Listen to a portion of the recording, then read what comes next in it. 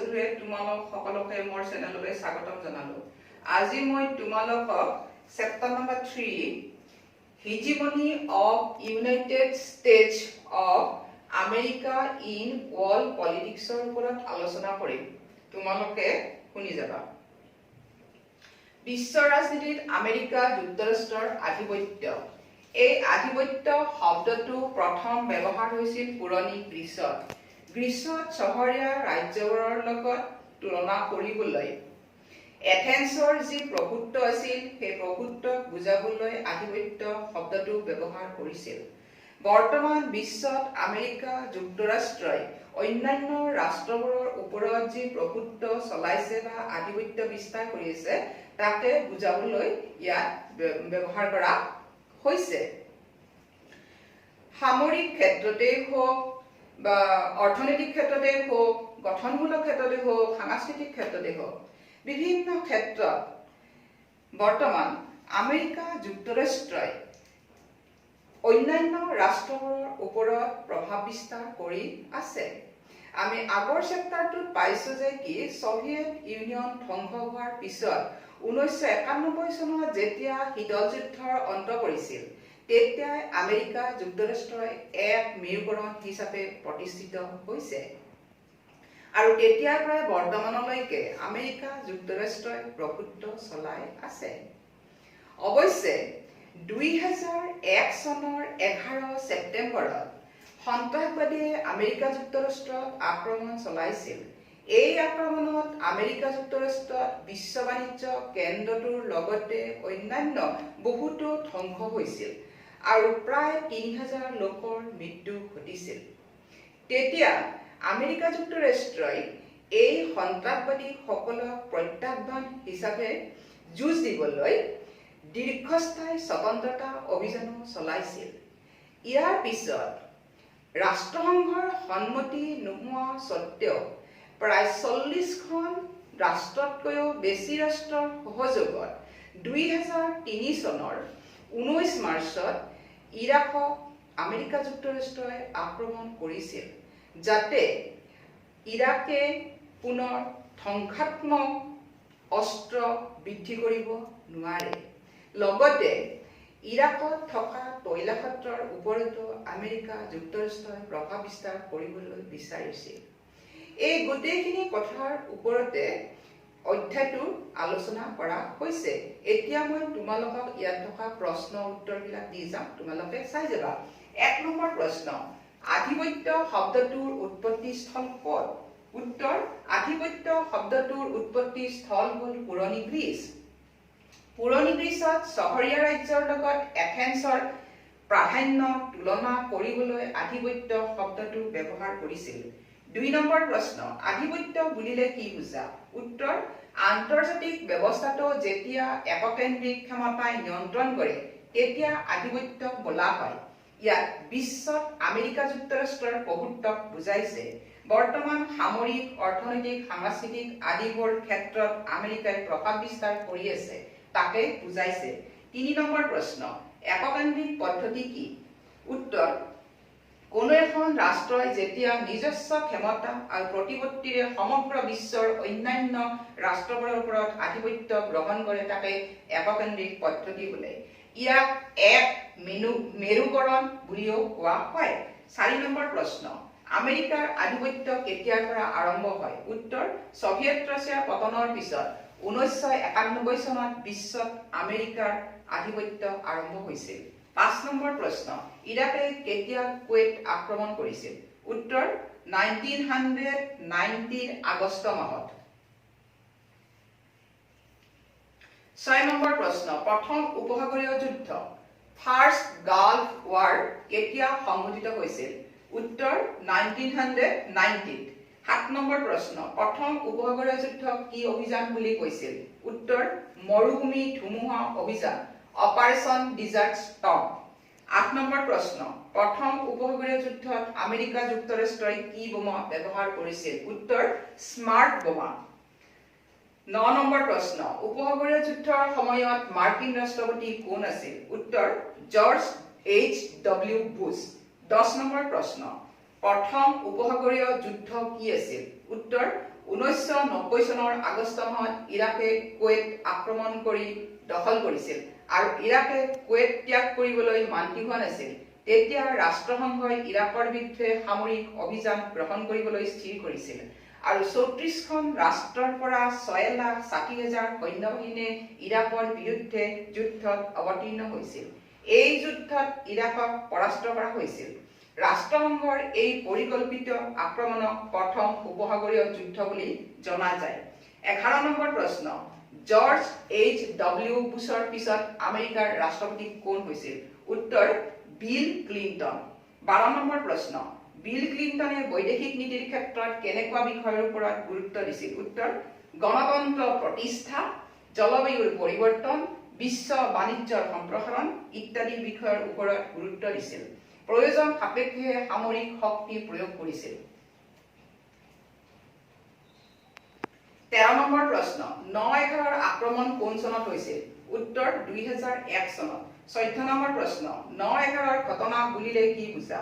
উত্তৰ 2001 চনৰ 11 ছেপ্টেম্বৰত আৰৱ ৰাষ্ট্ৰসমূহৰ কেইজনমান বিমান অপহৰণকাৰীয়ে আমেৰিকা যুক্তৰাষ্ট্ৰৰ বাণিজ্যিক বিমান 4খন অপহৰণ কৰি আমেৰিকাৰ কেইবাটাও গুৰুত্বপূৰ্ণ অট্টালিকাৰ ফালে উৰুৱাই লৈ গৈছিল।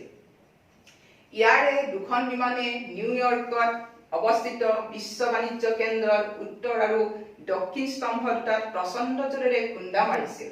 ইয়াৰ ফলশ্ৰুতিত বিশ্ব বাণিজ্য কেন্দ্ৰটো চুৰমাৰ হৈ গৈছিল। ইয়াৰে তৃতীয়খন বিমান আমেৰিকা যুক্তৰাষ্ট্ৰৰ প্ৰতিৰক্ষা বিভাগৰ সদৰ কাৰ্যালয় পেণ্টাগন ভৱনত খুন্দা মাৰিছিল আৰু চতুৰ্থখন বিমান ধাৰণা কৰা অনুসৰি আমেৰিকাৰ সংসদ ভৱনৰ ফালে ৰাওনা হৈছিল। অৱশ্যে কিবা বিজুতিৰ পৰিপ্ৰেক্ষিতত বিমানখন পেনচিলভেনিয়াৰ পথাৰত ভূপতিত হৈছিল। এই ভয়াৱহ বিমান আক্ৰমণত প্ৰায় 3,000 লোকৰ প্ৰাণহানি হৈছিল। আমেৰিকা যুক্তৰাষ্ট্ৰত সংঘটিত হোৱা এই বিমান আক্ৰমণক 9/11 ঘটনা বুলি জনা যায়। 15 নম্বৰ প্ৰশ্ন, দীৰ্ঘস্থায়ী স্বতন্ত্ৰতা অভিযান কোনে পৰিচালনা কৰিছিল? উত্তৰ আমেৰিকা যুক্তৰাষ্ট্ৰই। 16 নম্বৰ প্ৰশ্ন, দীৰ্ঘস্থায়ী বা স্থায়ী স্বতন্ত্ৰতা অভিযান বুলিলে কি বুজা? উত্তৰ 2001 চনৰ 11 ছেপ্টেম্বৰত আমেৰিকা যুক্তৰাষ্ট্ৰত সন্ত্ৰাসবাদী সংগঠনে এক ভয়াৱহ ঘটনা সংঘটিত কৰিছিল, য'ত আমেৰিকাৰ অতি গুৰুত্বপূৰ্ণ অট্টালিকা ধ্বংস হৈছিল আৰু প্ৰায় 3,000 লোকৰ মৃত্যু ঘটিছিল। এই ভয়াৱহ ঘটনাই আমেৰিকা যুক্তৰাষ্ট্ৰক অতি হিংস্ৰ আৰু নিষ্ঠুৰ কৰি তুলিছিল। সেয়ে আমেৰিকাই বিশ্বব্যাপী সন্ত্ৰাসবাদৰ বিৰুদ্ধে যুঁজ দিয়াৰ উদ্দেশ্যে দীৰ্ঘস্থায়ী স্বতন্ত্ৰতা অভিযান নামেৰে এক অভিযান আৰম্ভ কৰিছিল। 2001 চনৰ 11 ছেপ্টেম্বৰৰ আক্ৰমণৰ সৈতে জড়িত থকা বুলি সন্দেহ কৰা সন্ত্ৰাসবাদীসকলৰ ওপৰত এই অভিযান চলাইছিল। বিশেষকৈ অল কায়দা আৰু তালিবানসকলৰ ওপৰত এই অভিযান চলোৱা হৈছিল। এই অভিযানৰ ফলত আফগানিস্তানৰ পৰা তালিবানৰ শাসন ওফৰাই পেলাবলৈ আমেৰিকা যুক্তৰাষ্ট্ৰই সক্ষম হৈছিল, কিন্তু তালিবান আৰু অল কায়দাৰ সন্ত্ৰাস সম্পূৰ্ণভাৱে নিৰ্মূল কৰিবলৈ সক্ষম হোৱা নাছিল। 2001 চনৰ 7 অক্টোবৰত আৰম্ভ হোৱা এই অভিযানটোত আমেৰিকা যুক্তৰাষ্ট্ৰৰ সেনাবাহিনীৰ লগত ব্ৰিটিছ সামৰিক বাহিনী আৰু আফগান সংযুক্ত মৰ্চাইও অংশগ্ৰহণ কৰিছিল। 17 নম্বৰ প্ৰশ্ন, ইৰাকৰ ওপৰত আমেৰিকা যুক্তৰাষ্ট্ৰৰ আক্ৰমণৰ বিষয়ে আলোচনা কৰা। উত্তৰ 19 মাৰ্চ 2003 চনত আমেৰিকাই ইৰাকৰ বিৰুদ্ধে সামৰিক অভিযান আৰম্ভ কৰিছিল। ৰাষ্ট্ৰসংঘই ইৰাক আক্ৰমণৰ সন্মতি নিদিয়া স্বত্বেও আমেৰিকা যুক্তৰাষ্ট্ৰৰ সৈতে 40খনতকৈও বেছি ৰাষ্ট্ৰই স্ব-ইচ্ছাই সহযোগ কৰিছিল। এই আক্ৰমণৰ মূল উদ্দেশ্য আছিল ইৰাকৰ বৃহৎ ধ্বংসকাৰী অস্ত্ৰ বৃদ্ধি কৰাত বাধা আৰোপ কৰা, কিন্তু ইৰাকত ধ্বংসাত্মক অস্ত্ৰ থকাৰ কোনো সম্ভেদ পোৱা নাছিল। তথাপিও ইৰাকৰ ওপৰত আমেৰিকা যুক্তৰাষ্ট্ৰৰ আক্ৰমণ অব্যাহত আছিল। এই আক্ৰমণৰ এটা অন্তৰ্নিহিত কাৰণো আছিল যে ইৰাকৰ তৈলক্ষেত্ৰবোৰত আধিপত্য বিস্তাৰ কৰা আৰু আমেৰিকাৰ বন্ধুভাৱাপন্ন শাসকক শাসনত অধিষ্ঠিত কৰা। আমেৰিকা যুক্তৰাষ্ট্ৰৰ আক্ৰমণত সেই সময়ৰ ইৰাকৰ ৰাষ্ট্ৰপতি ছাদ্দাম হুছেইনৰ ৰাজত্বৰ অন্ত পৰিছিল। তথাপিও ইৰাকত শান্তি স্থাপন হোৱা নাছিল। ইয়াৰ পৰিৱৰ্তে আমেৰিকাৰ প্ৰায় ৩,০০০ সৈন্যৰ মৃত্যু হৈছিল আৰু ইৰাকী সৈন্যৰ মৃত্যুৰ সংখ্যা ইয়াতকৈও বহুগুণে বেছি আছিল। প্ৰায় ৫০,০০০ ইৰাকৰ সাধাৰণ লোকৰ মৃত্যু হৈছিল। ১৮ নম্বৰ প্ৰশ্ন, গুৱান্টানামো বে কি? ইয়াৰ তাৎপৰ্য লিখা। উত্তৰ, গুৱান্টানামো বে হ'ল কিউবাৰ নৌঘাটি। যুক্তৰাষ্ট্ৰৰ ৯/১১ ঘটনাৰ প্ৰত্যুত্তৰ আছিল অতি নিষ্ঠুৰ। যুক্তৰাষ্ট্ৰৰ সেনাই বিভিন্ন ৰাষ্ট্ৰৰ সন্ত্ৰাসবাদীসকলক বন্দী কৰি কিছুমানক গুৱান্টানামো নৌঘাটিত ৰাখিছিল। এই বন্দীসকলে আইনৰ পৰা কোনো ৰক্ষণাবেক্ষণ বা সহায় পোৱা নাছিল। ৰাষ্ট্ৰসংঘৰ প্ৰতিনিধিসকলেও বন্দীসকলক সাক্ষাৎ কৰিব পৰা নাছিল। ১৯ নম্বৰ প্ৰশ্ন, আধিপত্যৰ বিভিন্ন প্ৰকাৰবোৰ উল্লেখ কৰা। উত্তৰ, বিশ্বৰ ৰাজনীতিত আধিপত্য ৩ প্ৰকাৰৰ দেখা যায়। ১ নম্বৰ, অনমনীয় বা কঠিন ক্ষমতা হিচাপে আধিপত্য। বৰ্তমান আমেৰিকা যুক্তৰাষ্ট্ৰই নিজৰ সামৰিক শক্তিৰ জৰিয়তে বিশ্বত আধিপত্য বিস্তাৰ কৰি আছে। এইখন দেশৰ সামৰিক ক্ষমতা অসীমভাৱে পৃথিৱীৰ যিকোনো বিন্দুত দেশখনে সঠিক সময়ত নিখুঁতভাৱে আঘাত কৰি শত্ৰুপক্ষক অসমৰ্থ কৰিব পাৰে। বৰ্তমান আমেৰিকাৰ সৈতে অকলে মোকাবিলা কৰিবলৈ বিশ্বত কোনো দ্বিতীয় শক্তি নাই। আমেৰিকা যুক্তৰাষ্ট্ৰৰ বাজেটৰ দুজন পৰিমাণৰ অৰ্থ সামৰিক গৱেষণা আৰু পৰিৱৰ্তনৰ কাৰণে খৰচ কৰে। তেওঁলোকৰ সামৰিক বাহিনীটো হ'ল গুণভিত্তিক আৰু প্ৰযুক্তিবিদ্যাৰ ক্ষেত্ৰতো তেওঁলোক উন্নত মানৰ বাবে অন্যান্য ৰাষ্ট্ৰৰ ওপৰত আধিপত্য বিস্তাৰ কৰিবলৈ সক্ষম হৈছে। উদাহৰণস্বৰূপে আমেৰিকাই ইৰাকৰ ওপৰত যি সামৰিক আক্ৰমণ চলাইছিল সেয়া আছিল অতিশয় ভয়ংকৰ। ২ নম্বৰ, গঠনাত্মক ক্ষমতা হিচাপে আধিপত্য। বিশ্ব অৰ্থনীতিৰ এক বিশেষ অৱস্থা বুজাবলৈ গঠনাত্মক ক্ষমতাৰ উল্লেখ কৰা হৈছে। বিশ্ব মুক্ত অৰ্থনীতিক বৰ্তাই ৰাখিবলৈ বৃহৎ শক্তিৰ সমৰ্থনৰ প্ৰয়োজন হয় আৰু বিশ্ব অৰ্থনীতিৰ গাঁথনিটোৰ ওপৰত এই বৃহৎ শক্তিৰ আধিপত্য বিস্তাৰিত হয়।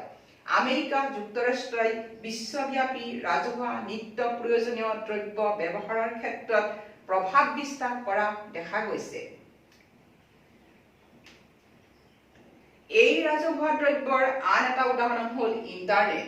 এই ইণ্টাৰনেট বৰ্তমান সমগ্ৰ বিশ্বকে এখন জালেৰে আৱৰণৰ দৰে সংলগ্ন কৰি ৰাখিছে। 1950 চনত আমেৰিকা যুক্তৰাষ্ট্ৰই আৰম্ভ কৰা সামৰিক গৱেষণাৰ পৰিণতিয়েই হ'ল ইণ্টাৰনেট। বিশ্ব অৰ্থনীতিৰ প্ৰতিটো খণ্ড আৰু প্ৰযুক্তিবিদ্যাত আমেৰিকাই প্ৰৱেশ কৰিছে। বিশ্বত থকা ব্যৱসায় প্ৰতিষ্ঠানসমূহৰ ভিতৰত আমেৰিকাৰ ব্যৱসায় প্ৰতিষ্ঠানৰ স্থান একেবাৰে ওপৰত। বিশ্ব বেংক, আন্তৰ্জাতিক মুদ্ৰানিধি, বিশ্ব বাণিজ্য সংস্থা হ'ল আমেৰিকা যুক্তৰাষ্ট্ৰৰ সৃষ্টি আৰু ইয়াৰ ওপৰতে আমেৰিকা যুক্তৰাষ্ট্ৰৰ পূৰ্ণ আধিপত্য। আমেৰিকাৰ আন এটা গঠনাত্মক ক্ষমতাৰ উদাহৰণ হ'ল MBA ডিগ্ৰী। আমেৰিকাতে বিশ্বৰ প্ৰথমখন ব্যৱসায়িক বিশ্ববিদ্যালয় ৱাৰ্টন স্কুল স্থাপন হৈছিল। ব্যৱসায়িক এটা বৃত্তি হিচাপে গণ্য কৰি পোনপ্ৰথমে কেৱল আমেৰিকা যুক্তৰাষ্ট্ৰৰ এখন বিশ্ববিদ্যালয়ত এই বিষয়ে শিক্ষা দিয়া হৈছিল। 1900 চনত আমেৰিকাত প্ৰথমে MBA পাঠ্যক্ৰম আৰম্ভ কৰিছিল। ইয়াৰ পিছতহে 1950 চনৰ পৰা বিশ্বৰ আনবোৰ ৰাষ্ট্ৰইও এই পাঠ্যক্ৰম আৰম্ভ কৰিছে। ৩ নম্বৰ, নমনীয় ক্ষমতা হিচাপে আধিপত্য। বিশ্বৰ ৰাজনীতিত আমেৰিকা যুক্তৰাষ্ট্ৰই কেৱল সামৰিক বা অৰ্থনৈতিক ক্ষেত্ৰতে আধিপত্য বিস্তাৰ কৰি থকা নাই, আদৰ্শগত আৰু সাংস্কৃতিক ক্ষেত্ৰতো বিস্তাৰ কৰি আছে। ইয়াক নৰম বা নমনীয় শক্তি হিচাপে আধিপত্য বুলি গণ্য কৰা হয়। আমেৰিকান সংস্কৃতি বিশ্বৰ আটাইতকৈ প্ৰভাৱশালী সংস্কৃতি। আমেৰিকাৰ এই গুণক বা উপাদানক ছফ্ট পাৱাৰ বোলা হয়। ইয়াৰ অৰ্থ হৈছে শক্তি প্ৰয়োগৰ পৰিৱৰ্তে মানুহক প্ৰভাৱান্বিত কৰা।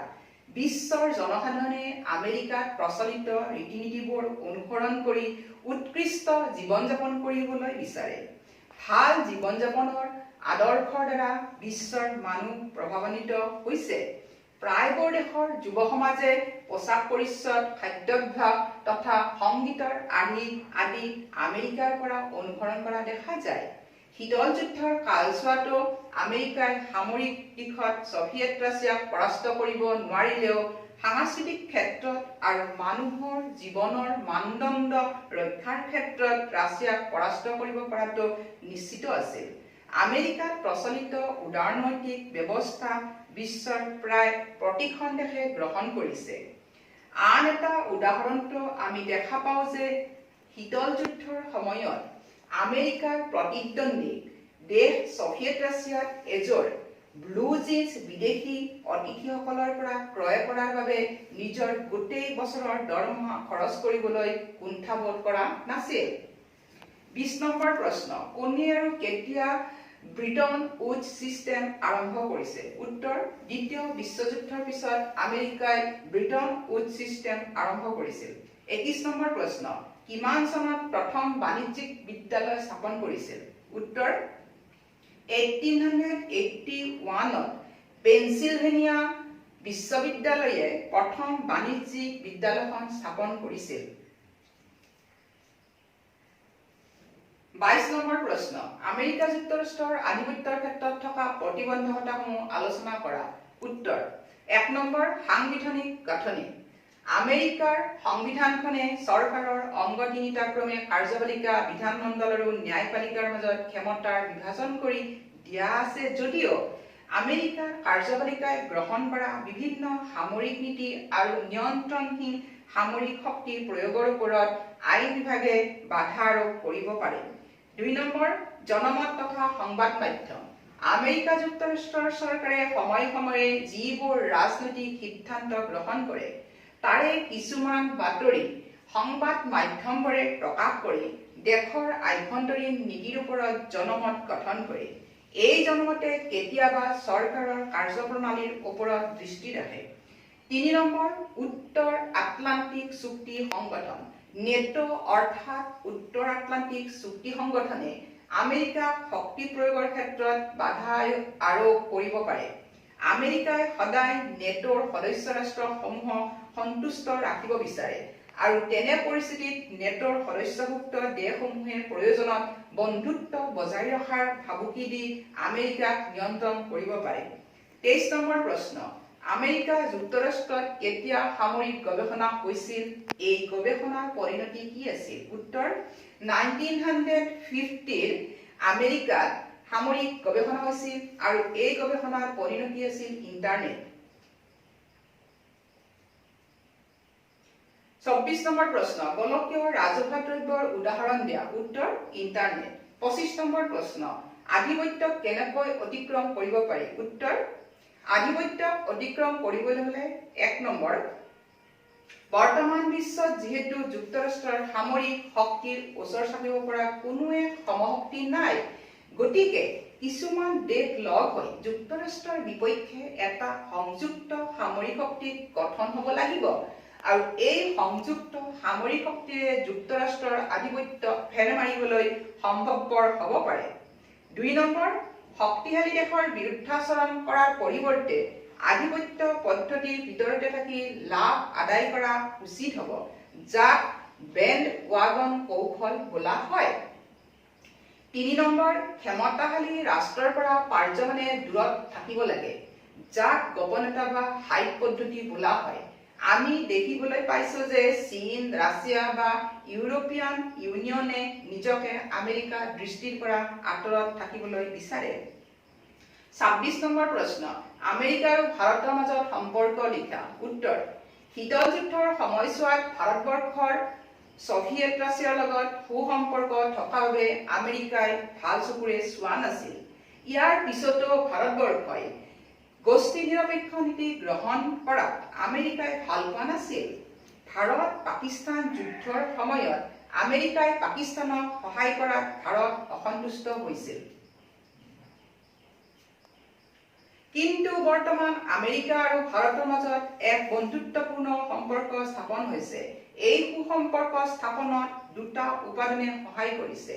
উপাদান দুটা হ'ল কাৰিকৰী জ্ঞান সম্বন্ধীয় বিস্তাৰ আৰু ভাৰতীয় আমেৰিকান সকলৰ আদান প্ৰদান সম্পৰ্কীয়, যেনে ক ভাৰতৰ ছফ্টৱেৰ খণ্ডৰ মুঠ ৰপ্তানিৰ প্ৰায় 65% যুক্তৰাষ্ট্ৰই লয়। খ বয়িং কোম্পানীৰ আনুমানিক 35% কাৰিকৰী কৰ্মচাৰী ভাৰতীয় মূলৰ। গ চিলিকন উপত্যকাত প্ৰায় 3 লাখ ভাৰতীয়ই কাম কৰে। ঘ সকলোবোৰ উচ্চ কাৰিকৰী উদ্ভাৱনৰ ক্ষেত্ৰত 15% ভাৰতীয় মূলৰ আমেৰিকান সকলে কৰিছে। অৱশ্যে আমেৰিকা যুক্তৰাষ্ট্ৰই বিশ্ব ৰাজনীতিত যি আধিপত্য বিস্তাৰ কৰি আছে, এনে পৰিস্থিতিত ভাৰতবৰ্ষই আমেৰিকাৰ লগত কেনেধৰণৰ সম্পৰ্ক ৰখা উচিত হ'ব, এই বিষয়ে বিশ্লেষণকাৰীসকলে এইদৰে চিন্তা কৰিছে যে ভাৰতে আমেৰিকাৰ পৰা দূৰত্ব বজাই ৰাখিব লাগে। কিছুমানৰ মতে ভাৰতবৰ্ষই এনেধৰণৰ কৌশল অৱলম্বন কৰিব লাগে যাতে আমেৰিকাৰ আধিপত্যসূচক প্ৰভাৱৰ পৰা সুযোগ সুবিধা লাভ কৰিব পাৰে। বিশ্বৰ উন্নয়নশীল ৰাষ্ট্ৰসমূহৰ জোট বন্ধনৰ ক্ষেত্ৰত ভাৰতবৰ্ষই নেতৃত্ব দিব লাগে আৰু এই জোট বন্ধনে অধিক শক্তিশালী কৰি আধিপত্য থকা দেশক অতিক্ৰম কৰিবলৈ সম্ভৱপৰ কৰি তুলিব। ইয়াতে তোমালোকৰ এই অধ্যায়টোৰ ওপৰত থকা প্ৰশ্ন উত্তৰ সিদ্ধান্তটো মই শেষ কৰিলোঁ। আজি তেনেহ'লে ধন্যবাদ।